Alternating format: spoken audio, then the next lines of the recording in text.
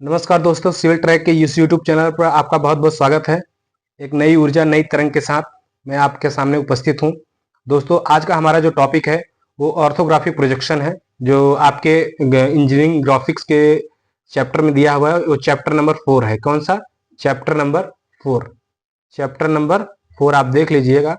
यहाँ पे जो टॉपिक का नाम है वो ऑर्थोग्राफिक ऑर्थोग्राफिक ठीक है, ऑर्थोग्राफिक प्रोजेक्शन। ठीक है ना। यहाँ आप समझना होगा ये क्या चीज है। तो ये है, इसको बोलते हैं लंब कोणीय प्रक्षेप।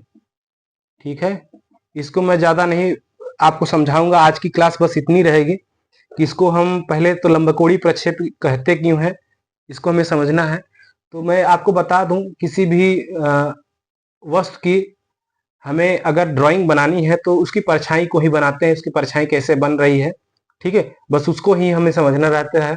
जो तो आपकी ब्रांच चाहे जो भी हो, इस चैप्टर को समझना बहुत ही इंपॉर्टेंट हो जाता है आपके लिए, क्योंकि आने वाले फ्यूचर में आप इंजीनियरिंग कर रहे हो तो आपको ड्राइंग बगैर समझे मुझे लगता है कि आप कोई भी कॉम्प्लिकेटेड जो मशीन हो गया, स्ट्रक्चर हो गया, उनको समझने में आपको दिक्कत नहीं होगा। ठीक है ना। तो मैं इसी आशा के साथ में मैं उम्मीद करता हूं कि आप इस चैप्टर को बहुत अच्छे बखूबी समझेंगे और मैं इसको पूरा कंप्लीट करवाऊंगा। ठीक है ना।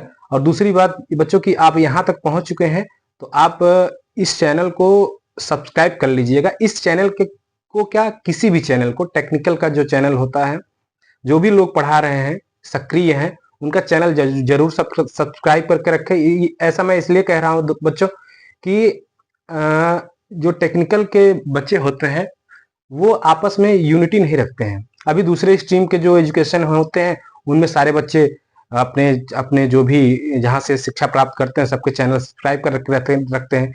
लेकिन अपने टेक्निकल के लड़कों में पता नहीं क्या होता है कि ये अपने जो टीचर्स होते हैं उनके चैनल्स को नहीं सब्सक्राइब करता। आप किसी भी चैनल से थोड़ी भी शिक्षा प्राप्त करिए तो उसको जरूर सब्सक्राइब करके रखिए। फालतू फालतू चैनल से ज्यादा बेहतर है हम अपने जो भी हमें शिक्षा मार्गदर्शित कर रहे हैं उनके चैनल को हमें सपोर्ट करना चाहिए। तो बस इतना कहना चाहूंगा कि आप चैनल को सब्सक्राइब जरूर करें। ठीक है ना। तो अब मैं आगे बढ़ता हूं। तो यहाँ लंबकोणीय प्रक्षेप इस चैप्टर का नाम क्यों दिया गया है, तो इसको मैं समझाना चाहूंगा। क्योंकि यहाँ पे जो भी बातें होंगी वो लंब रूप में होगी। ये कैसे होंगी मैं आपको बता रहा हूं। देखो, किसी भी परछाई को प्राप्त करने के लिए हमें 3 चीजों की आवश्यकता होती है। पहला होता है, एक होगा आपको देखने वाला, उसको बोलते हैं ऑब्जर्वर। ठीक है ना, ऑब्जर्वर। ठीक है ना, ऑब्जर्वर बोलते हैं। इसको बोलते हैं प्रेक्षक। ठीक है, ये देखेगा। ठीक है ना। एक रहेगी वस्तु। ठीक है, ये वस्तु रहेगी। ठीक है ना, एक वस्तु हुआ, एक ऑब्जर्वर हुआ। ऑब्जर्वर इसको देखेगा तो इसकी परछाई कहीं बनेगी, इसकी परछाई कहीं बनेगी। ठीक है ना। तो इसकी परछाई कहीं जाके बनेगी, इसको प्लेन बोलेंगे, तल बोलेंगे, तल। ठीक है ना। इसको ऑब्जेक्ट बोलेंगे, इसको ऑब्जेक्ट इंग्लिश में, इसको प्लेन बोलेंगे। ठीक है ना। तो 3 चीजों की आवश्यकता होती है दोस्तों। पहला ऑब्जर्वर, दूसरा वस्तु और तीसरा तल। तो यहाँ तो हमको 2 चीज एकदम क्लियर कट है। ये ऑब्जर्वर हम खुद बनेंगे, हम खुद देखने वाले हैं, हम इंजीनियर होने वाले हैं तो हम खुद देखेंगे। ठीक है ना। ये वस्तु, वस्तु कोई भी हो सकती है, वो हमको दी जा सकती है। ठीक है ना। तो वस्तु भी हमारे पास रहेगा। अब यहाँ हमें तल को समझना है, ये तल क्या है। ठीक है ना। यहाँ तल को समझना है तो तल को हम यही समझाने आए हुए हैं। आज की बात को हम बस इतना ही करेंगे। आज की रात को बस इतना ही खेल खेला जाएगा कि तल क्या होता है। तो तल को हम यहाँ अब समझाना चाहेंगे आपको कि तल हमारे पास 2 प्रकार के तल होते हैं। एक होता है हॉरिजॉन्टल, मतलब कि आप कह ले क्षैतिज सतह, क्षैतिज क्षैतिज तल। ठीक है ना। एक होता है ऊर्ध्वाधर तल, ऊर्ध्वाधर तल। ठीक है ना। इसको बोलते हैं हॉरिजॉन्टल, हॉरिजॉन्टल प्लेन। ठीक है ना। और इसको बोलते हैं वर्टिकल, वर्टिकल प्लेन। ठीक है ना। ये 2 होता है। इसको शॉर्टकट अगर मारेंगे तो एच पी, ये हुआ एच पी और ये हुआ वीपी। ये तल की बात हो गई। ये 2 ही तल आपको मिलेंगे जिन पे हमको परछाई प्राप्त करनी होती है। तो मैं अब यहाँ पे तल को बना के दिखाऊंगा कि तल कैसे हो सकते हैं आपके लिए, ठीक है ना। तो तल इस प्रकार से मिल सकता है आपको, इस ऐसे, ठीक है ना, ऐसे, ठीक है, ठीक। अब समझते रहिए सारी बात को, मैं यहाँ पे आपको प्रोजेक्शन से संबंधित जो भी समस्या है यहाँ पे मैं सॉल्व कर दूंगा, ये मेरी गारंटी है बच्चों, छोड़ के क्लास मत जाना, ठीक है। एक्स वाई ये तल है, और यहाँ से आप शुरुआत करते हैं प्रोजेक्शन की। जो आपको अगर पढ़ लेंगे तो यहाँ से पूरी ड्राइंग को आप सॉल्व कर सकते हैं। यहीं से होता है ड्राइंग का जो जड़ होता है ना, यहीं से होता है बच्चों। मैंने देखा हुआ है कि एक वीडियो मेरी पड़ी हुई है स्केल की, उसको बच्चों पता नहीं क्या है कि सभी लोग इतना लाइक करते हैं, इतना देखना चाहते हैं कि मैं समझ नहीं पाता हूँ कि आप पास होने आए हो कि ड्राइंग सीखने आए हो। अगर आप इंजीनियरिंग सीख रहे हो ना, तो इस चैप्टर पे फोकस करिए। वो तो पास करने के लिए है, वो तो मैं कभी भी आपको दे सकता हूँ, ऐसे ऐसे क्वेश्चन दे सकता हूँ, तुरंत आप 2 दिन पढ़ के भी पास कर सकते हैं, और ऐसा मैं करूंगा, ठीक है ना। तो आप थोड़ा सा आए हैं, एक सेमेस्टर रहेगा आपको, इंजीनियरिंग समझिए। तो समझने के लिए यहाँ पे आप इस पूरे चैनल को मतलब कि आप इस लेक्चर को देखिए, तो आपको खुद ही समझ में आने लगेगा, आप खुद ही इंटरेस्ट में आ जाओगे। तो उसके बाद आपके लिए आसान हो जाएगी ड्राइंग, कुछ भी नहीं रहेगा फिर, ठीक है। यहाँ तल की बात कर रहा हूँ, जो इस प्रकार से तल होता है ऐसे ऐसे, ठीक है, इस प्रकार से, तो इसको बोलते हैं एचपी। इसको क्या बोलते हैं? HP, horizontal, horizontal, horizontal plane, ठीक है ना। क्या बोलते हैं? क्षैतिज सतह, क्षैतिज सतह। और इसको क्या बोलते हैं? ऊर्ध्वाधर, ऊर्ध्वाधर सतह, ठीक है ना। इसको बोलते हैं वर्टिकल प्लेन, देखने से भी लग रहा होगा वर्टिकल प्लेन, ठीक। शॉर्टकट मार दीजिए, तो मैं यहाँ पे लिख दे रहा हूँ, ये एचपी है, और ये क्या है? वीपी है, ये भी वीपी आया, और ये एचपी है, ठीक है ना। अब ये जो लाइन है इसको हम बोलते हैं रेफरेंस लाइन। क्या बोलते हैं? Reference line. मुख्य अक्ष है एक्स वाई, ठीक है ना। अब हमको इसी को समझना है। अब देखो ये बच्चों 3D में है, जबकि हम इंजीनियरिंग कर रहे हैं, तो हमारे लिए जो भी आवश्यकता पड़ेगी ना, वो 2D में आवश्यकता पड़ेगी। तो मैं यहाँ आपको 2D में इसको कन्वर्ट करना बताऊंगा, ठीक है ना। उसके बाद 2D में कन्वर्ट कर देंगे, फिर आपको हम क्या करेंगे? प्रोजेक्शन प्राप्त करना सिखा देंगे। पूरी प्रोजेक्शन को एक लाइन में मैं बता दूंगा कैसे होगा, ठीक है ना। तो इसको मैं अब बताना चाहूंगा कि इसको पहला क्वाड्रेंट बोलते हैं, पहला चतुर्थांश कह ले आप, जैसे आप निर्देशांक ज्यामिति में पढ़ते हैं, ठीक है ना, वैसे ही आप समझिए, आपको ज्यादा भटकने की जरूरत नहीं है। ये दूसरा हो गया, ये तीसरा हो गया, और ये चौथा हो गया, ठीक है ना। तो मैं यहाँ एक लाइन खींच लेता हूँ, ठीक है ना। मैं यहाँ एक लाइन खींच लेता हूँ ऐसे, ठीक, ऐसे ऐसे लाइन खींच लेता हूँ, ठीक, ऐसे। इस लाइन को मैंने सीधा कर लिया हुआ है, एक्स वाई को मैंने सीधा कर लिया हुआ है, ठीक है। इसमें कोई डाउट नहीं होगा आपको, मैंने सीधा कर लिया हुआ है। तो मैं अब फर्स्ट क्वाड्रेंट को देखूंगा, फर्स्ट क्वाड्रेंट को देखूंगा, फर्स्ट क्वाड्रेंट को देखूंगा। तो फर्स्ट क्वाड्रेंट में आपका बच्चा है वीपी, और एचपी इधर है, एक वीपी है और एक एचपी है। तो मैं अब आपको बताना चाहूंगा कि आपको करना क्या है। आपको करना यह है कि एचपी को क्लॉकवाइज घुमाना है। किसको? एचपी को क्लॉकवाइज घुमाना है। किसको? एचपी को क्लॉकवाइज घुमाना है। और बीपी जैसे खड़ा है वैसे खड़ा रहने देंगे, उसमें कोई भी छेड़खानी नहीं करेंगे। तो मैंने क्या बताया?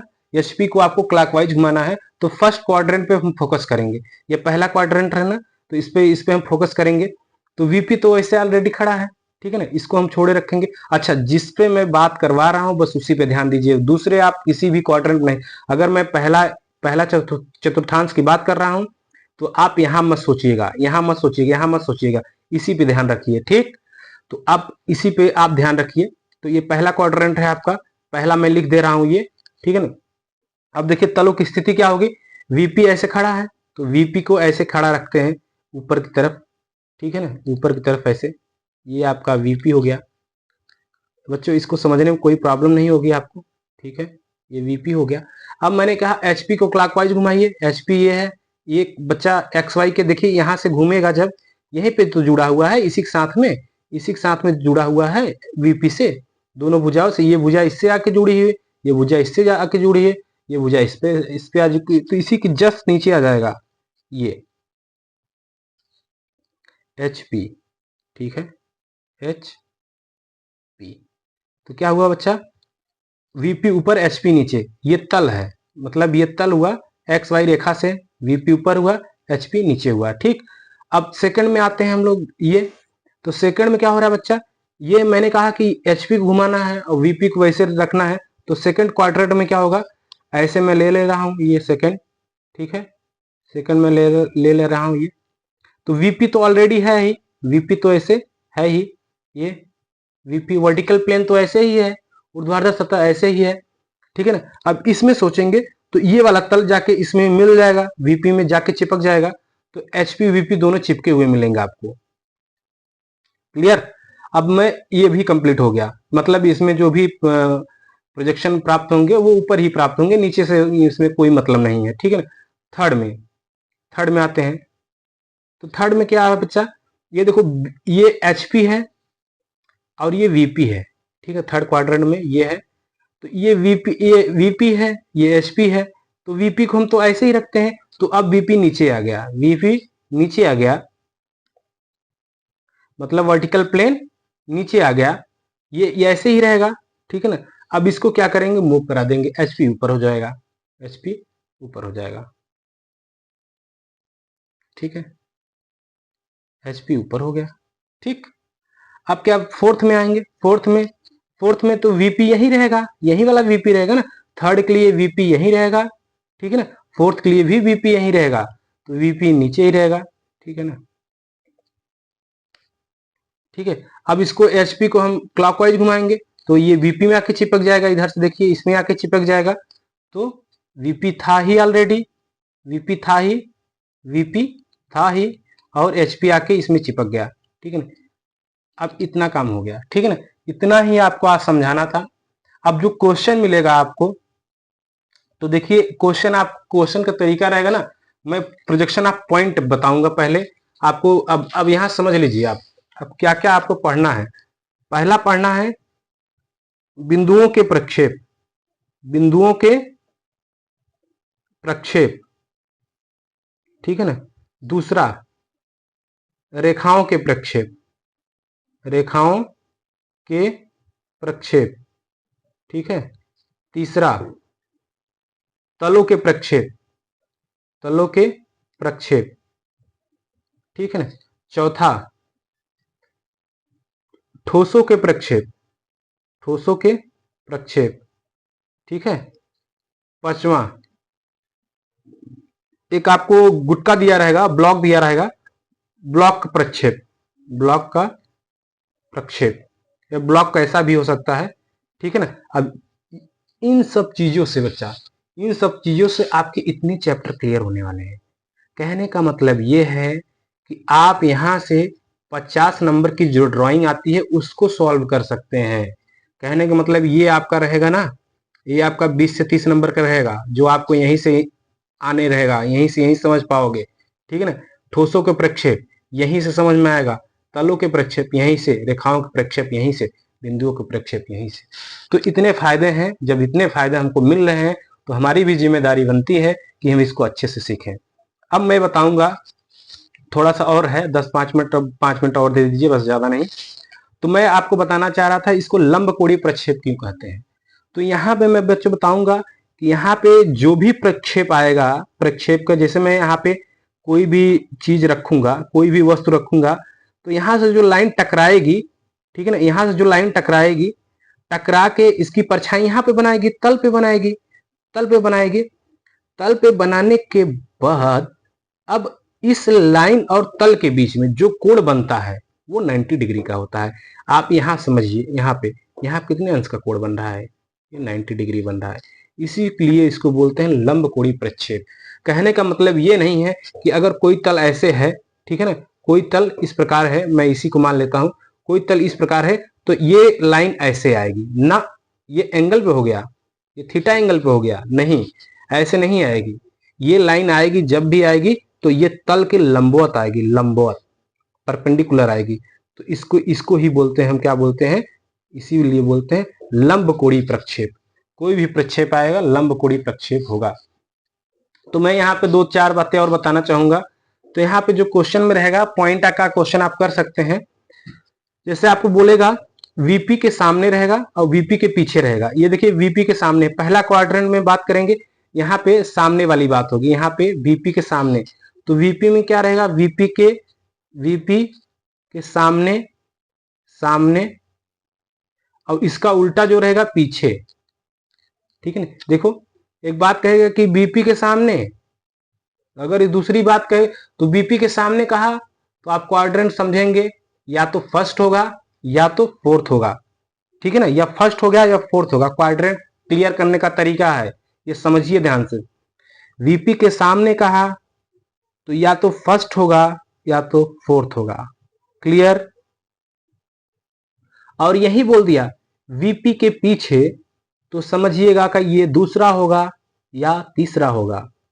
ठीक, इससे ज्यादा वो कोई बात नहीं कर सकता है। ठीक, अगली बात जो करेगा वो करेगा कि एक्स वाई रेखा पर कोई पॉइंट है, बस इससे ज्यादा कोई बात नहीं कर पाएगा। ठीक है, पूरे प्रोजेक्शन में मैं बता रहा हूं। ठीक है, या तो कहेगा वीपी के सामने, या कहेगा वीपी के पीछे, या कहेगा एक्स वाई रेखा पर। ठीक है, 3 बात से ज्यादा वो बात कर ही नहीं पाएगा। और वीएचपी के लिए क्या बात करेगा, एचपी के लिए दूसरा, एचपी के लिए वो बात करेगा, एक होगा तो एचपी से ऊपर होगा, इसका उल्टा क्या होगा, नीचे होगा। ठीक, तो कहेगा कि एचपी के ऊपर हैं हम, एचपी के ऊपर हैं हम, तो कहने का मतलब ये है हम पहला समझे या दूसरा समझे। ठीक है ना, दोनों समझ सकते हैं, वो हमारे ऊपर है। ठीक, एचपी के ऊपर कहा तो हम पहला समझेंगे या दूसरा समझेंगे। जब एचपी के नीचे कहेगा तो समझिएगा एचपी के नीचे या तो चौथा समझेंगे या तो तीसरा समझेंगे। ठीक है ना। अब क्या करेंगे हम, अब जरा एक दो दो साथ में लेके चलो। जैसे मान लो इसको एचपी के सामने कहा और वीपी के ऊपर कहा, एचपी के ऊपर कहा, इसको समझिए क्या बोल रहा बच्चे, वीपी के सामने और एचपी के ऊपर। तो सामने कहा, सामने में या तो आपका पहला होगा या तो चौथा होगा। सामने कहने पर पहला होगा या चौथा होगा, लेकिन जब एचपी से बात करेगा तो क्वाड्रेंट क्लियर हो जाएगा। अब एचपी से ऊपर कह रहा है, क्या कहा, एचपी से ऊपर, तो कहने का मतलब फर्स्ट क्वाड्रेंट क्लियर हो गया। तो फर्स्ट क्वाड्रेंट क्या होता है, फर्स्ट में एचपी के ऊपर और वीपी के सामने। ठीक है, ये हुआ। अब ये बच्चों मैं आपको बता दिया हूं, अब दूसरे के लिए आप बताएंगे, तीसरे के लिए आप बताएंगे, चौथे के लिए आप बताएंगे। ठीक है ना, क्या कंडीशन बनेगी ये आप बताइएगा कमेंट में। ठीक है, और लेक्चर कैसा लगा आप बताइएगा अच्छे से। ठीक है, तो इसके आगे मैं आपको पॉइंट पढ़ाऊंगा, प्रोजेक्शन ऑफ पॉइंट, जो आपको बहुत अच्छे समझ में आने वाला है। तो इसी के साथ मैं इस क्लास को फिनिश करता हूं, और मैं ये आपसे उम्मीद करता हूं, आशा करता हूं कि आप जितने भी टेक्निकल स्टूडेंट है आप एक यूनिटी बना के रखिए। क्योंकि बच्चों यहाँ पे डिप्लोमा पे बहुत बड़े बड़े संकट आ जाते हैं, जो हमें कोड के चक्कर लगाने पड़ते हैं, हमारी यूनिटी नहीं मिलती है। अभी डिप्लोमा के बाद 10 बच्चों को ढूंढने लगो सही से, तो उनमें यूनिटी नहीं मिलती है। अदर के लोग हैं, अदर स्ट्रीम की एजुकेशन रहती है, तो उसमें एसएससी वाले बच्चे बहुत ढेर सारे मिल जाएंगे। ठीक है ना, जो मतलब नॉन टेक्निकल वाले लड़कियों की यूनिटी रहती है, जो कि कंपेरेटिवली कंपेयर आपसे कम ज्यादा मतलब समझने वाले होते हैं। आप टेक्निकल हो, अच्छे समझते हो सब कुछ, फिर भी आप अपने साथियों का, अपने जो टेक्निकल ग्रुप है उनका सपोर्ट नहीं करते हो। आपको कहीं से भी ज्ञान प्राप्त हो रहा है, आप उल्टे सीधे चैनल को देख लेते हो, लेकिन ज्ञान वर्धक चीजों को आप स्किप कर देते हो। आपको जितने भी छोटे छोटे चैनल हो, आप अगर वहां से शिक्षा प्राप्त कर रहे हो, एक भी लाइन पढ़ा हो और आपको समझ में आया हो, तो उस चैनल को जरूर सब्सक्राइब कर लीजिए। वहीं उस टीचर के लिए उसकी एक तरह से गुरु दक्षिणा होती है, आप यही समझिए। तो इसको आप कर लीजिए, इसमें आपका कुछ जाता नहीं है। और मैं इसी के साथ ये लेक्चर को फिनिश करता हूँ। अगले चैप्टर में मैं आपको फिर से मिलूंगा प्रोजेक्शन ऑफ पॉइंट के साथ। Thank you class.